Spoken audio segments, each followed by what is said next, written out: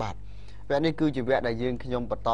ភ្ជាប់ទូរស័ព្ទទៅកាន់ភ្នាក់ងាររាយការណ៍ព័ត៌មានតាមបណ្ដាខេត្តទៀតដើម្បីបញ្ចប់វេនទី1ហើយដំបូងនេះជួបលោកពិសិដ្ឋដែលប្រចាំការនៅខេត្តព្រៃវែងនិងស្វាយរៀងជាភារៈរបស់លោកបត្រាឆ្លើយឆ្លងមកសូមជើញបាទសូមគោរពលោកសុខាជម្រាបសួរលោកពិសិដ្ឋបាទសូមជម្រាបសួរលោកបត្រាព្រមទាំងលោកសុខាផងដែរបាទលោកពិសិដ្ឋព្រឹកនេះនៅខេត្តព្រៃវែងឬក៏ស្វាយរៀងបាទ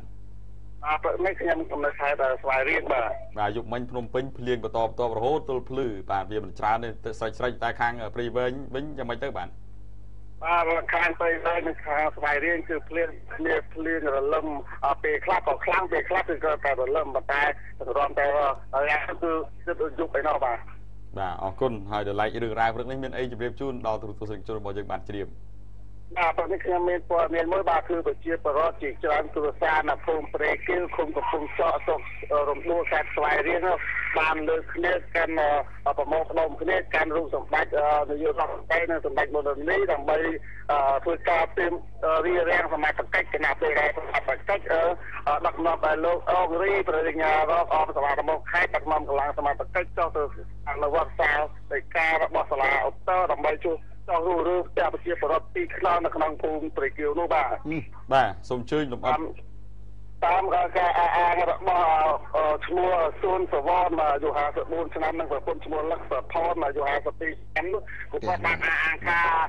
ផ្ទះដីរបស់គាត់មានទំហំរហូតដល់ជាង2000ម៉ែត្រក្រៅត្រូវបានភាគីម្ខាងទៀតបាទគឺគាត់ឈ្មោះហាសរិនអាយុ44ឆ្នាំបានមកផ្ដាស់ទាមទារយកដីរបស់គាត់បើអាងថាជាដីរបស់គេបាទហើយគាត់អាងថាដីរបស់គាត់កាប់តាំងពីឆ្នាំ1984មកម្លេះហើយស្រាប់តែមិនដែលសុខខាងភាគីម្ខាងទៀតគេដាក់ពាក្យទៅប្តឹងទៅតុលាការទាមទារយករបស់គេ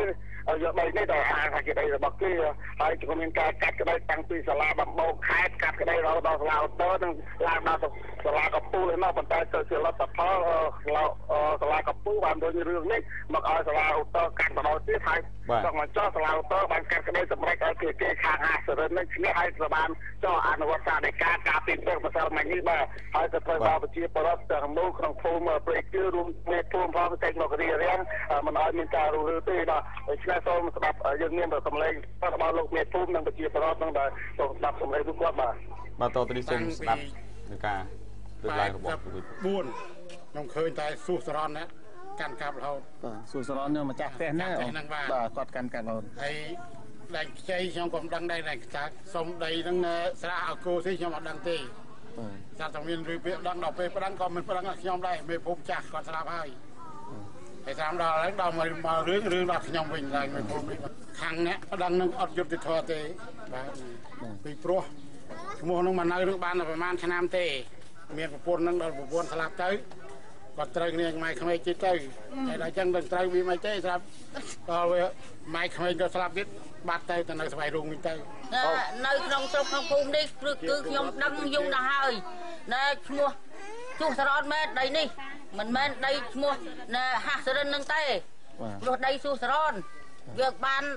តាំងពីកែអកយាយតាវាពីខាងដើមមកនឹងនិយាយជាការពិតណាក្មួយនឹងហើយក៏មិនជួហាសរិននឹងអ្នកមករុករៀនដែរ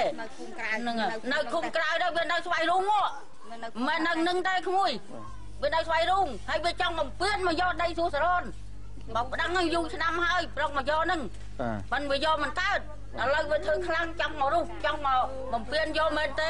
ប្រជាជនក្នុងស្រុកក្នុងភូមិគេអត់ព្រមទេដាច់ខាតអត់ឲ្យឈ្មោះហាសរិនដាច់ខាតបាទលោកពិសិដ្ឋបន្ទាប់ពីមានការតវ៉ាក៏ដូចជាស្នើសុំទៅដល់មន្ត្រីរដ្ឋាភិបាលកន្លងទៅហើយមានការអន្តរាគមន៍ដោយមានការរុះរើ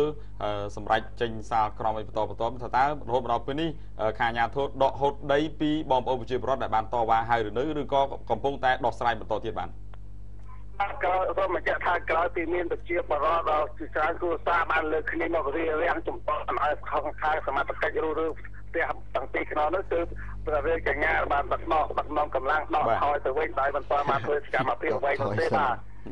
បើស្ងាត់ផ្ទះនេះនៅតែជាកម្មសិទ្ធិនៅតែគ្រប់ម្ចាស់គេដើមគេបានបាទលោកពិសិដ្ឋខ្ញុំចង់សួរលោកពិសិដ្ឋទេលោកពិសិដ្ឋតើដីនេះមានបានកម្មសិទ្ធិទេបាទក៏សូមបញ្ជាក់ថាដីនេះគឺអត់មានបានកម្មសិទ្ធិទេគឺមានតែចុងសន្លឹកចុងសន្លឹកដែលគេបន្តទុកតាំងពីសម័យរដ្ឋកម្ពុជា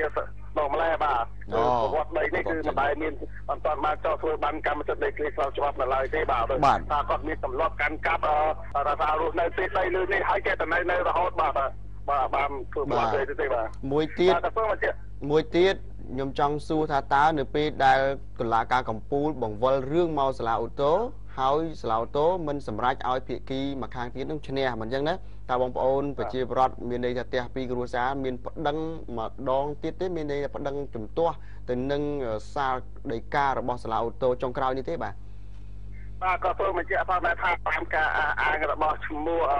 ម្ចាស់ផ្ទះឈ្មោះសួរសវនហ្នឹងក៏បានអាការពេលដែលតុលាការរុញសាលាការកំពូលរុញរឿងនេះមកកាន់ក្រៅត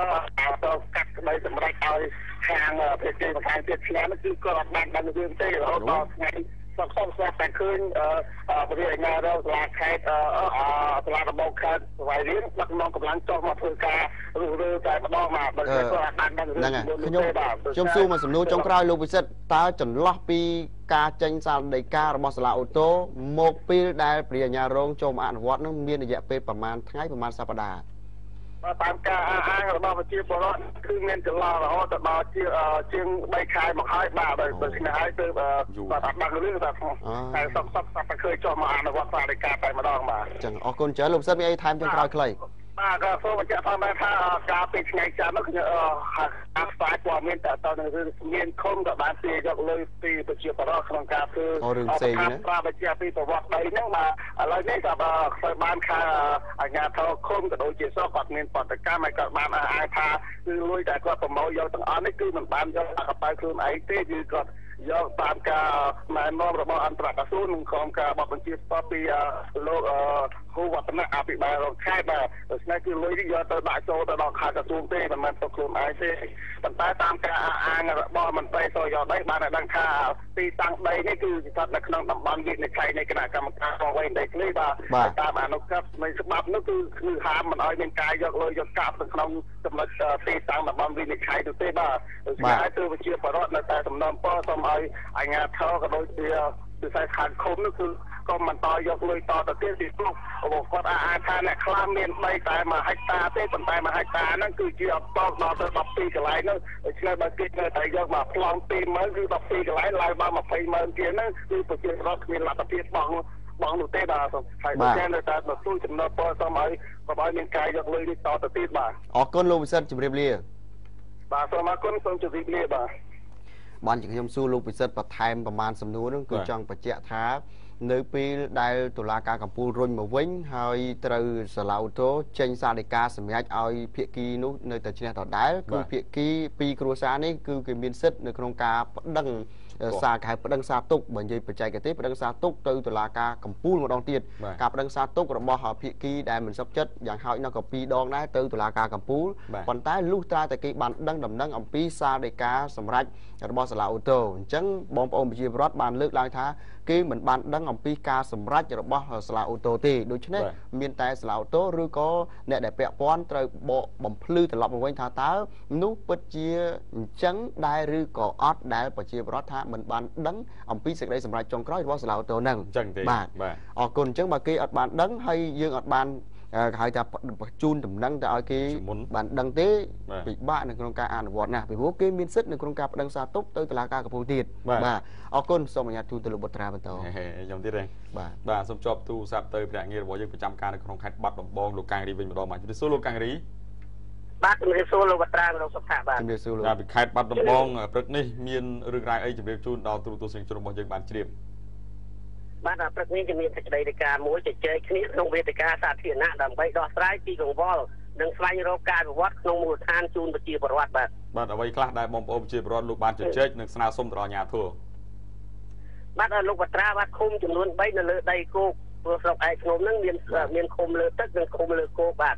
មានឃុំសម្រោងក្នុងឃុំព្រែកស្ពកនិងឃុំព្រែកលួងបានធ្វើវេទិកាផ្សព្វផ្សាយពីគ្រោះយោបល់គ្នាដើម្បីដោះស្រាយពីបញ្ហាទុក្ខកង្វល់របស់ប្រជាពលរដ្ឋហើយមានការចូលរួមពីប្រធានក្រុមប្រឹក្សាស្រុកលោកអភិបាលនៃគណៈបាលស្រុកកងកម្លាំងប្រដាប់អាវុធការិយាល័យជុំវិញស្រុកនិងអង្គការនានាសមាគមប្រជាពលរដ្ឋប្រមាណជាង100នាក់រៀបចំ ដោយក្រុមប្រឹក្សាស្រុកបាទហើយមួយឆ្នាំធ្វើម្ដងជារៀងរាល់ខែនៅក្នុងខែ6បាទហើយព្រឹត្តិការណ៍នេះធ្វើនៅព្រឹកថ្ងៃទី30កក្កដាក្នុងបរិវេណវត្តក្តាំងងារបាទក្នុងស្រុកឯកភ្នំបាទដើម្បីជជែកពីគ្រោះយោបល់និងមានសំណួរចម្លើយដែលមានវាគ្មិនបកស្រាយនឹងជាមន្ត្រីជំនាញខាងអគ្គិសនីសាធារណការតំណាងក្រុមហ៊ុនទឹកស្អាតរួមនឹងអាជ្ញាធរភូមិឃុំស្រុកផងដែរបាទហើយពាក់ព័ន្ធនឹងបញ្ហានេះប្រជាពលរដ្ឋនិងតំណាងភូមិដែលចូលរួមនឹងបានលើកជាសំណួរពាក់ព័ន្ធនឹងទុកកង្វល់បញ្ហានានាជាច្រើនក្នុងមូលដ្ឋានទាក់ទងនឹងជីវភាពប្រចាំថ្ងៃដូចជាតម្លៃភ្លើងទឹកស្អាតឡើងថ្លៃផ្លូវថ្នល់លំបាកធ្វើដំណើរអនាម័យនិងបរិស្ថានក្នុងភូមិនឹងក៏កក់ហើយបញ្ហាវិវាទដីធ្លីនឹងមិនត្រូវបានដោះស្រាយហើយបទល្មើសនេសាទគ្រឿងញៀនលបាយស៊ីសងគ្រប់ប្រភេទនឹងគ្មានការបង្ក្រាបដោយការអនុវត្តគោលនយោបាយភូមិឃុំមានសុវត្ថិភាពនឹងមានភាពធូររលុងធ្វើឲ្យប្រជាពលរដ្ឋនឹងចង់អស់ជំនឿនឹងអាជ្ញាធរមូលដ្ឋានដោយភាពលំបាកលំបិនរបស់ពួកគាត់នៅតែមានប្រឈមបាទហើយនៅក្នុងនោះដែរបាទតំណាងក្រុមហ៊ុនទឹកស្អាតបានឆ្លើយបកស្រាយនឹងសំណួរថាការគ្រប់គ្រងទឹកស្អាតនឹងបានចំណាយទុនច្រើនមិនអាចចុះថ្លៃបានទេតែបើចុះថ្លៃបានលុះត្រាតែប្រជាពលរដ្ឋនឹងប្រើទឹកស្អាតនឹងអស់ចាប់ពី20ម៉ែត្រគូបឡើងទៅគឺចុះថ្លៃនៅត្រឹម1900រៀលហើយបើប្រើចាប់ពី50ម៉ែត្រគូបឡើងទៅគឺតម្លៃ1800រៀលបាទហើយតម្លៃទឹកដែលជួសទៅនោះគឺ2000រៀលក្នុង1ម៉ែត្រគូបបាទហើយនៅក្នុងនោះដែរលោកវត្រាលោកមានសមនអភិបាលនៃគណៈអាបាលស្រុកឯកភ្នំលោកថ្លែងថាការអនុវត្តគោលនយោបាយភូមិឃុំមានសុវត្ថិភាពនឹងលោកទទួលស្គាល់ថាស្រុករបស់លោកនៅមិនទាន់បានស្មើគ្នានៅឡើយទេភូមិខ្លះនៅមើលបំណាំគ្នាដោយចាត់ទុកថាជាភារកិច្ចនេះគឺជាភារកិច្ចរបស់កម្លាំងមានសមត្ថកិច្ចហើយករណីដំណោះវិវាទដីធ្លីអំពើហិង្សាការប្រើប្រាស់គ្រឿងញៀននៅតែកើតមានជាលើហើយការធ្វើស្រែឆ្នាំជារៀងរាល់ឆ្នាំនឹងរងគ្រោះរងនៅភាពរាំងស្ងួតជួបបញ្ហានឹងទឹកចំនួនបទល្មើសនេសាទនៅតែមានការលួចលាក់ហើយបើផ្សព្វផ្សាយគ្រប់បែបយ៉ាងហើយនៅតែមានការបំពេញនៅលើច្បាប់ដដែលបាទលោកកាំងរីបន្ទាប់ពីការសាកសួររបស់បងប្អូនជាពលរដ្ឋដូចជាការស្នើសុំទទូចម្ដងហើយម្ដងទៀតអំពីពាក់ព័ន្ធទៅនឹងបញ្ហាសន្តិសុខសុវត្ថិភាពនៅក្នុងភូមិថាតើខាងអាជ្ញាធរលោកឆ្លើយតបយ៉ាងម៉េចខ្លះមានវិធានការយ៉ាងម៉េចខ្លះដោះស្រាយឲ្យបងប្អូនជាពលរដ្ឋលោកបានធូរស្រាលធូរស្បើយនៅពេលដែលជួបបញ្ហាទាំងអស់នោះថាតើអាជ្ញាធរបកស្រាយយ៉ាងម៉េចខ្លះបាទត្រឡប់ទៅបងប្អូនជាពលរដ្ឋវិញបាទលោកអភិបាលស្រុកលោកបានបន្តថាកម្មវិធីវិនិយោគ3ឆ្នាំរំកិលស្រុកឯកភ្នំឆ្នាំ2014ឆ្នាំ2011មាន24គម្រោងឯណោះហើយលោកនឹងបន្តអនុវត្តបញ្ហានេះដែលកើតមានឡើងទាំងអំបាលម៉ានឹងជួយដោះស្រាយពីទុកកង្វល់នេះជូនប្រជាពលរដ្ឋដើម្បីបន្តអនុវត្តឲ្យបញ្ហាដែលកើតមានឡើងទាំងខាងលើអំបាលម៉ានឹងជួយដោះស្រាយនៅទុកកង្វល់នេះឲ្យបានដើម្បី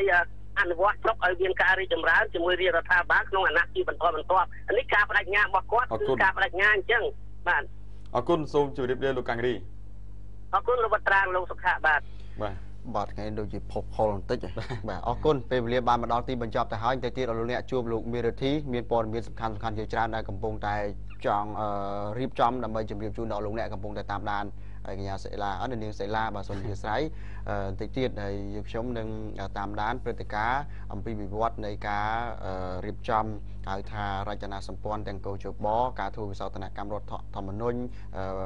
បំជាមទីក្នុងរដ្ឋសភានិងការចូលទៅប្រជុំសភារបស់គណៈបកទាំងពីរហើយថ្ងៃនេះគឺជាថ្ងៃដែលបើកសម្ពោធស្ពានអាកាសស្ទឹងមានជ័យក្រមទៅប្តីសម្ដេចនាយករដ្ឋមន្ត្រីហ៊ុនសែនកំពុងតែរៀបចំដំណើរការហើយផ្លូវមួយចំនួនធំជុំវិញបរិវេណនោះគឺថាកំពុងតែណែនតាមអញ្ចឹងបងប្អូនមួយចំនួនដែលត្រូវធ្វើដំណើរគីអីហ្នឹងគឺឈុំជិះបន្តិចអត់កើផ្លូវវែងស្រើក៏ស្ទះដែរបានធ្វើពិធីយើងអាចប្រវាយផ្លូវទៅផ្លូវណាមួយដែលយើងអាចស្រួលធ្វើដំណើរផ្លូវលូ5ក៏ស្ទះដែរនិយាយរួមទៅផ្លូវតាមសារអង្គរហ្នឹងគុំតែបុកតលិចហើយពូកំពុងតែណែនដូចតែគ្នាទេបាទអរគុណយើងសូមអនុញ្ញាតគោរពលាតែត្រឹមហ្នឹងស្អែកជួបគ្នាចាប់ពីម៉ោង6ព្រឹកតទៅ